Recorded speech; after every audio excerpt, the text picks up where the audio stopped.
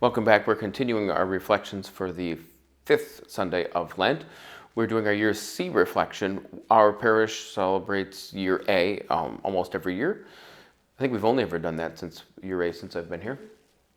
And we have a large number of catechumens, and that's the rule, is we're supposed to do that if we have catechumens. So, but we are doing these reflections now for Year C. So if your parish or if you were wherever you go is doing a Year C, then you can follow along with those then in this way. And also, I suppose it doesn't make any difference if you do two Sunday reflections this week, but wherever you are, you have the readings. You can help. This will help you prepare. So, Year C from John's Gospel. Amy will read. A reading from the Holy Gospel according to John. Jesus went to the Mount of Olives, but early in the morning he arrived again in the temple area, and all the people started coming to him. He sat down and taught them.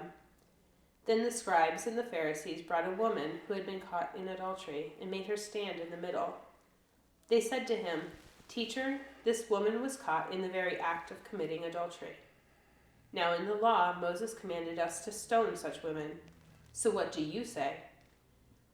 They said this to test him, so that they could have some charge to bring against him. Jesus bent down and began to write on the ground with his finger. But when they continued asking him, he straightened up and said to them, "Let the one among you who is without sin be the first to throw a stone at her." Again he bent down and wrote on the ground. And in response, they went away one by one, beginning with the elders. So he was left alone with the woman before him. Then Jesus straightened up and said to her, "Woman, where are they? Has no one condemned you?" She replied, "No one, sir." Then Jesus said, "Neither do I condemn you. Go, and from now on do not sin anymore." The Gospel of the Lord. Praise to you, Lord Jesus Christ. So this is an amazing scene, and the older I get, I don't think I ever thought of this until maybe the last several years. At some point, I thought of it. But you think about how wonderful this reading is, and about how let he who is without sin cast the first stone, and it's like how brilliant the teaching is, and how it just pours cold water over everybody. But the amazing thing that has come to me in the last several years is how horrible this whole thing is. It's just horrific. So we can imagine that this woman caught in adultery was known to them, that they knew what she was doing, that what was going on was going on for a long time, and they looked the other way until they found a way to get what they wanted from her. It's like, okay, let's put her out there, risk her life, because we got a good trap set for Jesus. And that is horrific, because she's just a means to their end at this point. So their end is to trick Jesus. They do not care at all whether or not she dies from a stoning. They don't care. What they care about is using her to get him. Now, I wish I could say that this kind of thing never happens, and yet it's something we do all the time. We don't usually do it in this kind of way that it'll cost somebody their life, but maybe their reputation, maybe somebody else's life. But how often do we permit bad behavior when it gets us what we want? And that is something that's a grave and serious matter that we shouldn't ignore, especially when it comes to our examination of conscience or those kinds of things. Because this happens all the time. Good people being sacrificed to your or my cause because I might gain what? Earthly power, my control over a situation, authority, advancement, whatever. We just can use people in a way like that to walk on somebody. And sometimes we do this in very nice ways. It's kind of interesting. You know, the commandment that thou shalt not bear false witness. Everyone says, well, that means don't lie. I don't know that it means that exactly. It does mean that. But it says I will not bear false witness. That means I will not appear as somebody I am not. I will not make myself somebody I am not. I will have motives that are clear to be seen on me. You can tell what you see is what you get. I will not bear false witness. I will not. It's like, yeah, okay, I can lie about somebody, but it also means bearing is kind of more like I'm carrying that. So, and it's certainly connected, if it's not exact. But the commandment also includes dishonesty of all forms. What you see is, if what you see is not what you get, then something's wrong. And that doesn't mean that we're open books and we tell everybody all of our business. What it means more so is that, you can be a dishonest person without lying.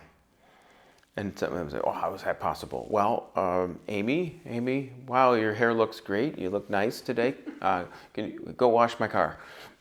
It's all true, but I'm saying that to her for a motive that's not genuine. I'm trying to get something. I'm trying to use her. So I am saying true things to her, in order to because with a dishonest motive attached to it. It's not a lie, but it's dishonest. And when we bear false witness, we present ourselves as something we're not. I presented myself as somebody who really wanted to tell Amy, make a compliment, but because I care about her. But I really just wanted her to clean my car. I would never ask you to clean my car, Amy. Although my car does need to be cleaned. But anyway, that's the idea. So what these men do with her is they use her to get him. It's not okay. It's dishonest. It's like, oh, you're coming with us. It's okay with us that you're caught in adultery, but it's on the Sabbath, and we've known about it in the past. But it's cool, except now. I can use that to get what I want. And Jesus, his brilliance in here is in the teaching he offers, which is very sound and reasonable. But it's even more so that it's clear that he cares about her. That it's clear. Like, he doesn't make a big deal out of it, but he says, where have they gone, those who have accused you? Probably knowing full well that this was a known thing and that this was something that they were just using for their own gain. A horrific story. And when you think about it in that way, especially when you realize how often we participate in it, in small ways and in big ways.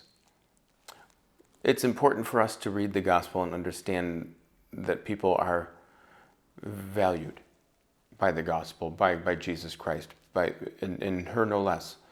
That it wasn't good enough and it wasn't okay with Jesus for them to use her in this way. And he cares for her. And he also corrects her too and says, okay, you can do this. Now it's time to stop what you were doing. Now it's time to erase that from you, which everybody was just happy to permit until this moment. And then Jesus, having her in front of him, says, where are they? Okay, they're not there. No one accuses you, and I will not either. But you don't have to do this anymore. That's great. Beautiful example of two different ways of dealing with problems. One, sacrifice, use, destroy. The other one, build up, renew, and send on a mission. Wonderful. So I don't think I need to say anything more than that. Very good reading, very strong, very beautiful. But horrific in the way that this is presented, in the way that she's used. Thank God and Jesus. You were in Jesus, you were there. And for us to have that great example of forgiveness. So thank you for being with us. We'll offer you that for this week. And we will see you next week as we get towards Palm Sunday. I promise you, Amy, we won't read the whole Passion for the video. And we won't have Jen in here doing it alternating or anything either. We'll probably just pick the crucifixion part of it, which I think we've used John I think we've actually used the Good Friday version of the Passion to talk about the Passion too. So I might do that because we might just use that part from John's Gospel or the Luke version, or whoever we're on this year. So we'll see you all next week for Palm Sunday's reflection.